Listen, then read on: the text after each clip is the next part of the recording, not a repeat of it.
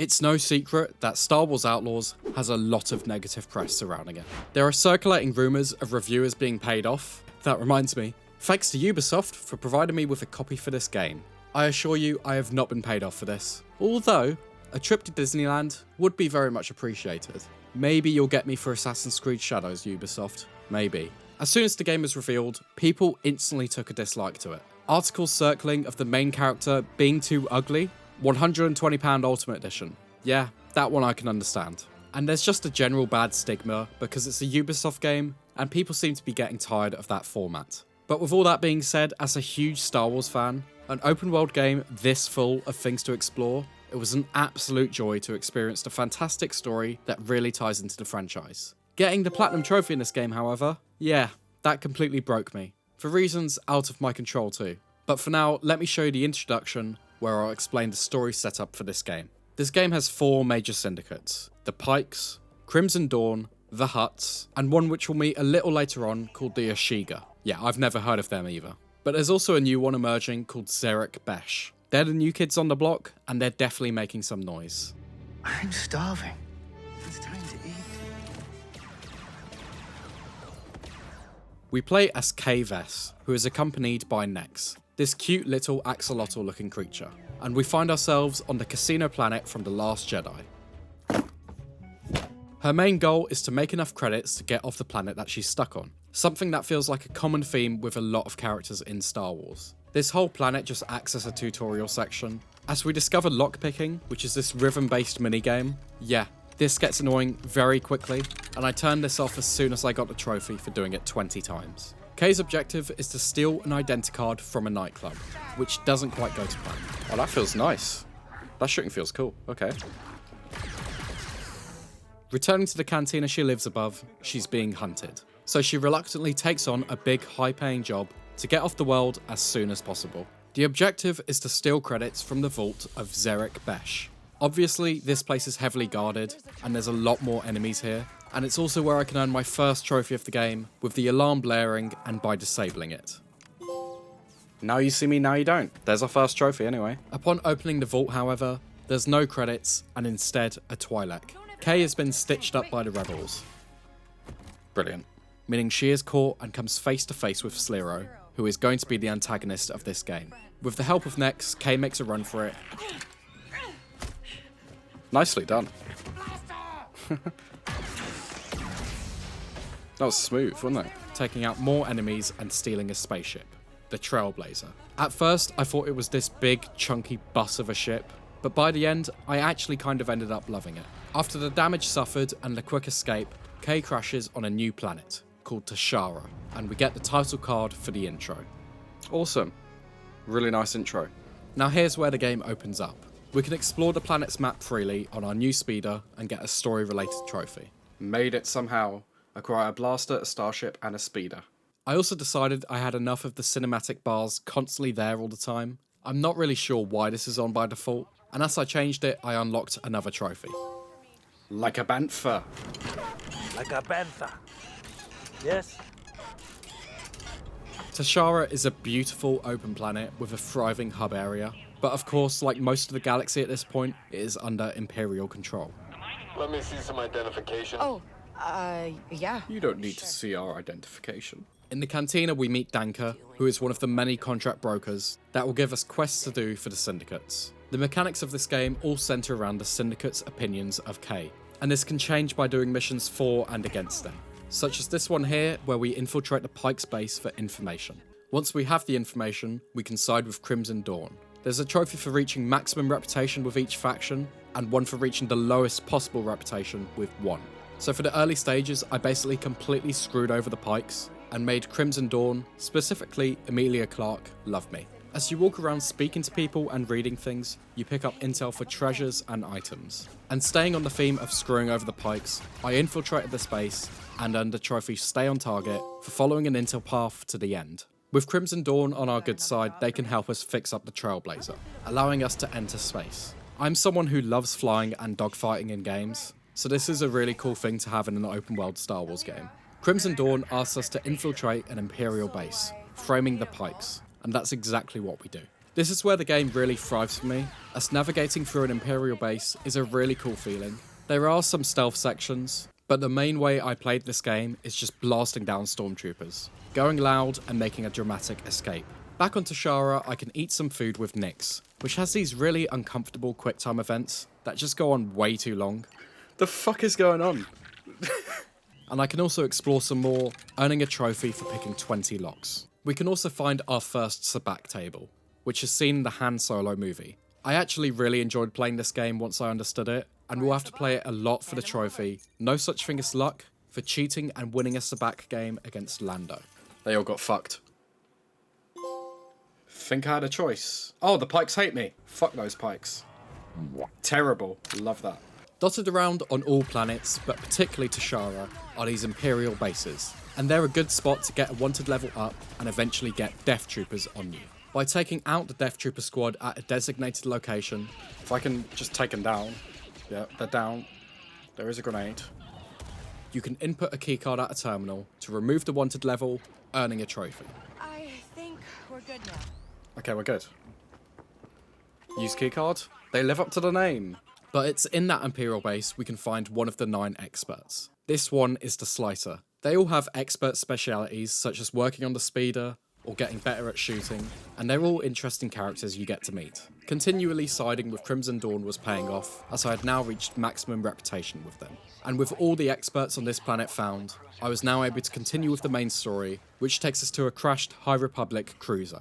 This is a really cool part of the game, traversing through the ruins, and we find a navigation computer we're looking for, while still being hunted down by Zarek Besh and the bounty hunters. This one here is one we'll see throughout the game, but we're saved by this commando droid, ND5. Who are you? Run. Aboard the Trailblazer, we meet ND5 again and this guy called Jalen. Jalen heard about the vault robbery we did at the beginning of the game, and wants us to build a heist crew of sorts to rob him again. ND5 is programmed to kill us if we try to betray Jalen, but we're now free to explore the other planets and build this crew to rob the vault from the beginning of the game once again. So that's exactly what we do. The game gives you the choice of going to Kijimi, Tatooine and Akiva, and ND5 recommends Kijimi, so that's where we went first. Upon landing, we find a holotracker, and these point to specific areas on a planet to investigate. There's a few of these for each planet, and this questline is imperative for the trophy It's Mine Now, for acquiring the Scoundrel gear. Kijimi is run by Crimson Dawn, where we can meet their leader as established from the film Solo, Kira. Queen of the Crimson Dawn Hive. And it's also where the Ashiga clan reside. Kijimi is tiny, as all you can really explore here is the main city, but there are submissions here that lead to open areas. And in one of these areas, I slice my 10th advanced terminal for Into the Mainframe. But because Kijimi is so small and short, it's not long here before all the missions are completed.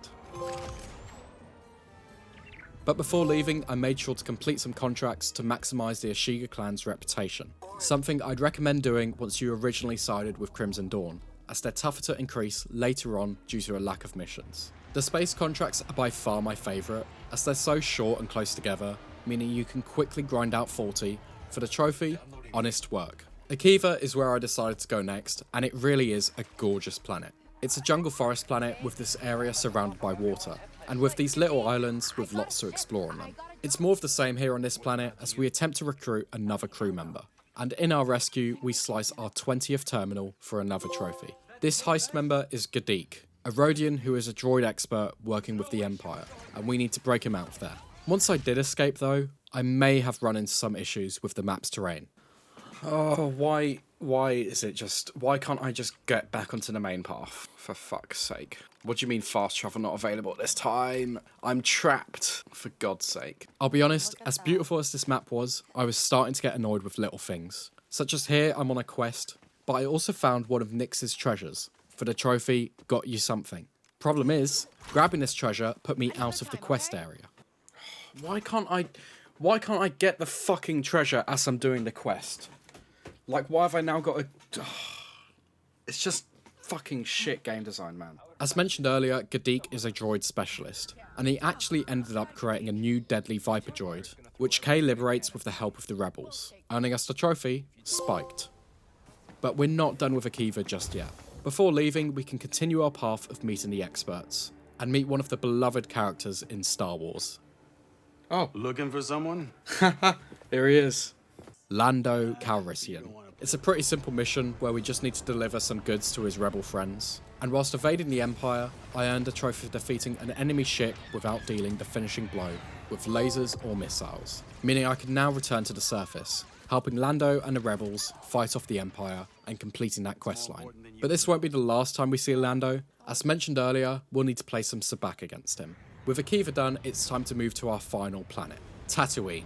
This is probably my favourite of all the planets, as it's a really cool feeling exploring a planet we've seen so much of in the films and series, for better or for worse. Rey Skywalker. And that is immediately prevalent as we're instructed to investigate an abandoned moisture farm. Surely not the moisture farm, right? Being set a few years after the events of A New Hope, this place is not as once remembered, but it's still a very cool thing to explore. And the explorations continue as we meet some Tusken raiders and find ourselves in a cantina. But in some commotion over a game of sabacc, Kay is knocked out and Nix is stolen. Best guess is being sold to Jabba. So that's where we're headed, to rescue our little friend. I know Kay is probably panicking right now, but just look at how gorgeous this scenery is outside Jabba's palace. This is exactly why I love playing on this planet so much. The palace is pretty straightforward as we navigate through and rescue Nix, but obviously it wouldn't be that easy, as Jabba does catch us in the act, and as is typical for him, he's got a Rancor for us. The Rancor is immune to our blasters, but we can shoot these convenient explosives on a conveyor belt above him to aggro him, making him knock himself out on the door, and of course letting us escape, or so we thought. Luckily, Jabba is entertained by us and is willing to let us go. Making friends. Escape from Jabba's palace. Lovely. And he doesn't want to kill us now, at least. Oh shit. That's really cool. With this being the last planet, I had now discovered all of the locations for the trophy, adventure and excitement. This really was a relief, as I was unsure of what the description meant by all locations until I actually unlocked it. To earn our freedom from Jabba, we have to help him find out who the spy in his ranks is, with the help of the bounty hunter who is supposed to be hunting us down. And this leads to a big Imperial attack which we have to hold off. This is a really cool section, with transports and AT-STs coming towards us. Thankfully, we can make a swift escape, earning a trophy for completing Tatooine. Unfortunately, as we leave with our buddy ND5, he's an old droid now, isn't he? He's having a malfunction, and Kay has grown quite attached to him now. To be fair, he's probably the best character in this game, and it's really cool to see the commando droids from the Clone Wars reimagined in later years. To fix him, we have to travel to an abandoned droid factory, which is found back on Akiva. But first, we can listen to this guy waffle on and moan at us for the Good Listener trophy.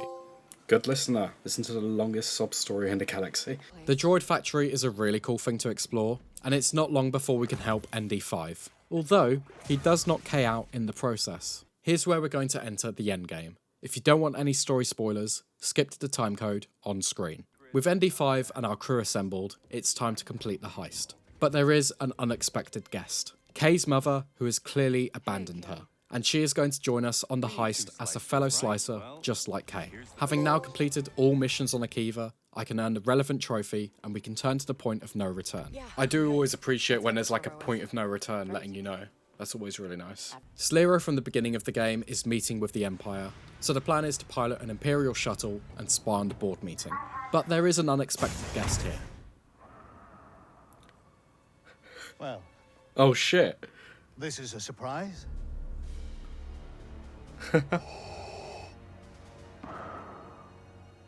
You, Director Barsha, are a failure.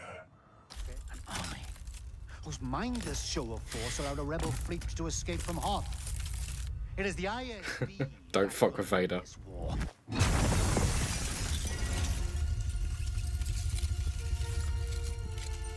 I'm so close. Then I suggest you find some rebels, Director. The Emperor is waiting. Man, Vader's so cool, isn't he? Vader's so fucking cool. After Kay is utterly scared the shit out of, she makes a swift escape. But with our crew built, it's finally time to complete the heist. And it's very straightforward. There's more security than the last time, but it's nothing Kay and the team can't overcome. Reaching the vault once again and coming face to face with Slero. Why is he still alive? Last thing I need is a dead ISB director. Oh, I guess. But I can get there.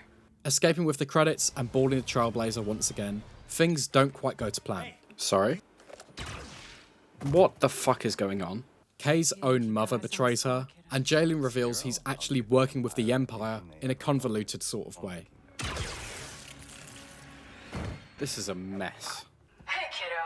I don't really do speeches, but here we are. Just remember, in this galaxy, you can't trust someone's always gonna be— What a bitch. Kay's mum fucking sucks, man. _. Kay is rescued by two of the crew members, Gadeek and Ank, and the objective is to save ND5 from Jalen's control, who we've grown quite fond of over the game. Disguised as a stormtrooper makes it all quite simple, as we actually take the lift with Slero, and come face to face with Jalen, who reveals they're brothers. The Empire accepts your terms, Jalen Rex. You really haven't figured it out yet. The terms, Jalen. The Empire is giving me Zarek Besh. You told him. That we're brothers? I know. I did think they looked the same. I actually confused him a few times.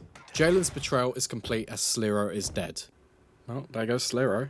But as Kay attempts to liberate ND5, he turns on her and she is forced to run. We turn on these generators to lure ND5 into the electricity, which ultimately shuts him down. And removing the restraining bolt turns him against Jalen.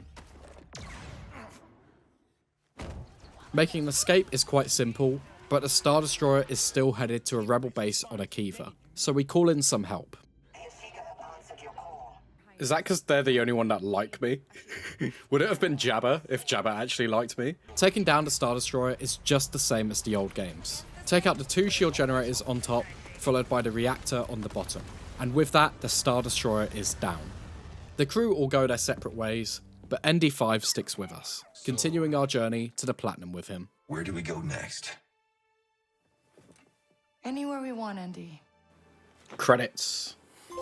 Cool, calling in some favours, destroy the Revelator, and obviously that is the game finished. I'm a fan of the story, I like the story. It ties in very nicely to Star Wars as a whole. Oh yeah, also, fuck Kay's mother. She gets left to rot in Imperial prison. With the story completed and 23 out of 50 trophies unlocked, there's still a lot left to do to finish the game off, but most of it can be shown quite quickly. First up, we turn our attention to the contracts, of which we'll have to complete 40 for the trophy Honest Work. They're usually things such as infiltrating this Imperial base, but they do get repetitive pretty quickly. Right, 1 down, 40 to go. After doing enough contracts and quests, the Hutts finally started to like me, earning another reputation-related trophy. Earlier on in the game, after playing enough Sabak, I was formally invited by Lando to play with him. Meet me at the same place as before. Okay. And by cheating and winning against him, we could earn the trophy, No Such Thing as Luck. Right, Lando's got double free, so I just need to roll a 1, but I can cheat. So close. So close to messing up that quick time event. Alright, select value 1. There it is. We've done it. We've lost. Where's my trophy? All right, Lando. No Such Thing as Luck. Cheat and win a game of Sabak against Lando. Whilst exploring space, if you shoot enough TIE fighters down, you can really piss off the Empire, and they'll send a Corvette after you. And the only way to jump to hyperspace and escape is to take it down, and doing this also earns a trophy. On the theme of pissing off the Imperials, I went for the trophy, It Wasn't Me, for bribing an officer with wanted level of 5. I blinded my 30th enemy with Nyx, and there's also a trophy for getting Nyx to fetch a weapon and shooting 20 people with it. Eventually making my way to the base and taking out stormtroopers, until the bars in the top left hit 5, and then speeding away to the city of Miragana to bribe the corrupt officer. Some very quick ones were for doing a power slide drift for 30 seconds, completing the last god-awful eating quicktime events, defeating 6 enemies at once with Adrenaline Rush, and 5 at once whilst on a speeder. After unlocking all experts and completing all quests, I could earn experience outranks everything. The final expert is a secret one, with this commando droid trapped on Akiva, and he will be important later on, but not for the right reasons. As I continued to complete contracts, I collected enough rewards to fully upgrade the Trailblazer. Right, that could be, if the trophy works how I expect it to, the last upgrade we need for a trophy. Yep, there it is. Might want to buckle up, fly into space using a fully upgraded Trailblazer. And my blaster. No match for a good blaster. This next trophy is a bit finicky, as you need to pickpocket a customer in each cantina on each planet. And the way to do this is to wait around and hold L1 until a highlighted character walks in. Oh, there it is, easy pickings. On the same topic as tricky trophies, Into Darkness is one that I thought was possibly glitched, as you need to destroy 10 ships inside the Kajimi Nebula. And I had definitely done this, but the requirements actually demand that you go deep into the clouds, until your targeting system no longer works. Problem is, the enemies don't spawn here, so it can be a bit of a pain to get this one. Oh, I've got it! That one's really frustrating. You're just sort of like stuck in this bit and you can't really see them. I don't know, it's a bit of a dodgy trophy to get. There's also a trophy for defeating an enemy ship after performing a loop maneuver, which can be done by shooting a missile and performing it once it's been unlocked. I bought an item from a merchant's VIP stock for a trophy, and then turned my attention to the collectibles. Oh boy, the collectibles. Now, most people probably won't have a problem with the collectibles, but they were one of the worst things about this platinum for me. The Nyx treasures weren't so bad, and thanks to my friend Shaz, he pointed me in the right direction for the last few I was missing. But the gear sets are the real platinum killer here. The Scoundrel one sends you on a massive chase around the planet for these holodiscs. You get them by listening to rumours about vaults, and then you have to visit these locations that are visible when opening them up. Oh, here it is. Right, okay. This is really confusing. You've got to like follow this tracker around, and then you just end up running around in circles. Okay, but we've opened up something. Is this it? Open container. New gear. Scoundrel belt. That's what we need. Okay. Without a guide, this is really frustrating to find the exact location. But finally, after about 3 hours, on Tatooine, we can open the last vault chest, earning the Scoundrel gear set. This should be the trophy, I think. It's mine now. Acquire the Scoundrel gear set. That is such a grind. That is such a hard one to get, especially without a guide. With a guide, it's probably a lot easier, but when I'm doing this, we are the guide, so. I turned my attention back to the contracts, completing my 40th one, and making the Pikes love me again. But next there was another trophy that completely broke me. Why, Ubisoft? Why did you forsake us with this RNG bullshit? For punching up, you need to defeat each Syndicate's capital ship, without taking hull damage. Not taking hull damage with a fully upgraded ship isn't too bad, as long as you play things safe, but Jesus Christ, the ships just do not spawn. The easiest way, as far as I can tell, is to fly back and forth between locations until they do. But this can take hours of waiting, and you have to be absolutely 100% ready to pounce when they do finally spawn. So when I finally saw the Hutt ship, which was the last one I needed, I couldn't let this opportunity slip by me. That's it! Oh my god, that's it! That's what I need! Right, I can't fuck this up. Please, don't lose any hull damage, just take it out. I've got it! Punching up! Defeat each Syndicate's capital ship without taking hull damage. Oh my god, I've waited so long to find the Hutt's one. Oh my god, I've got it. I've actually got it. Right, here's where our platinum journey ends in total shitstorm. With 48 out of 50 trophies, the final trophy we require is Old School Cool for acquiring the Disruptor gear set. To do this, we're pretty sure you need to collect all space transmissions, and it's a pain to get these, but what's even more painful is this. So as you can see, I'm here in space in the Kajimi orbit sector. So what you see here is these landmarks, and these landmarks are all named locations such as Shadow Pass, Derelict Ship, the Nebula Core, and so on. And in each location, you can actually see the chests I've opened. So there's 2 here, there's 3 in Shadow's Pass, and there's actually 3 in the Derelict Ship that I've already opened. But I'm missing 1 more.